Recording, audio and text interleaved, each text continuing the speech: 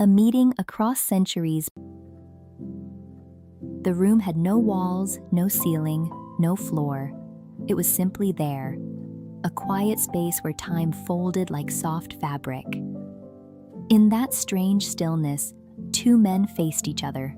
One wore rough wool and carried the smell of wood smoke.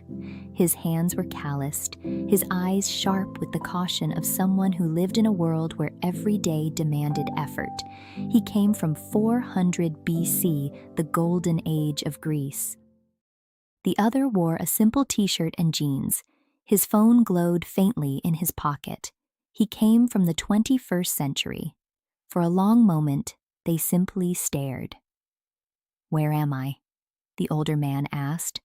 "In a place between our worlds," the modern man said. "I don't know how we met, but we're here." The older man studied him. "You dress strangely, and you carry no tools. How do you work?" The modern man laughed softly. "I have tools, just not the kind you're used to." He pulled out his phone. The screen lit up, a small rectangle of moving color. The older man gasped and stepped back. "What magic is this?" "It's not magic," the modern man said. "It's a machine, a computer. It can show pictures, words, music, even people far away." He tapped the screen, and a video opened, a girl dancing under bright lights, her smile warm and effortless. The older man's eyes widened. "She's alive? Inside that box?" "No. She's somewhere else. This is just a recording."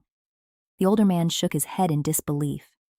"In my world, to see a face from far away, impossible." The modern man nodded. "I know." He showed him more.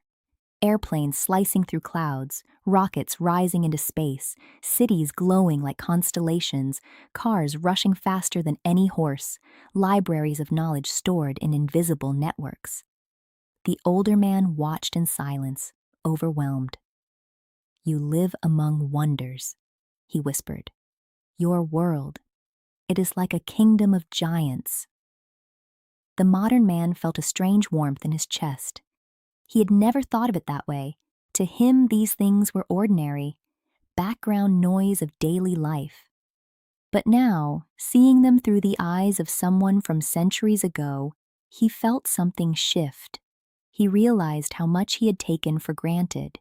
He realized how much he owned without ever noticing. Not owned like property, but owned like inheritance. Like a child born into a vast, beautiful home built by countless hands. "I never thought about it," he said quietly. "All these things, they're not just inventions, they're gifts. From people who lived before me, from people who worked, dreamed, failed, tried again." The older man looked at him with a gentle, almost fatherly expression. "You are fortunate. Your world is rich beyond measure." The modern man felt his throat tighten. "Yes, and I never thanked anyone for it."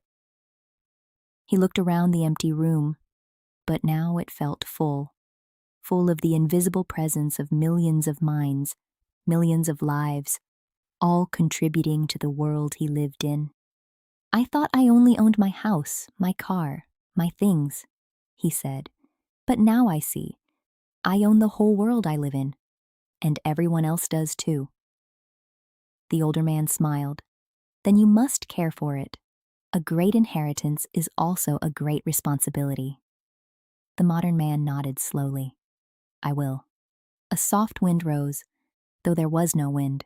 The room began to dissolve. The older man's figure faded like smoke. "Remember what you have," he said, "and be grateful." Then he was gone. The modern man stood alone, back in his own time. But he felt different, lighter, fuller, awake. He stepped outside.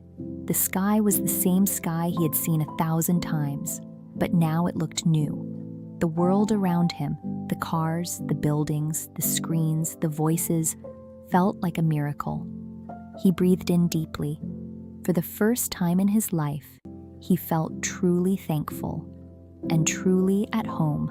the world he owned.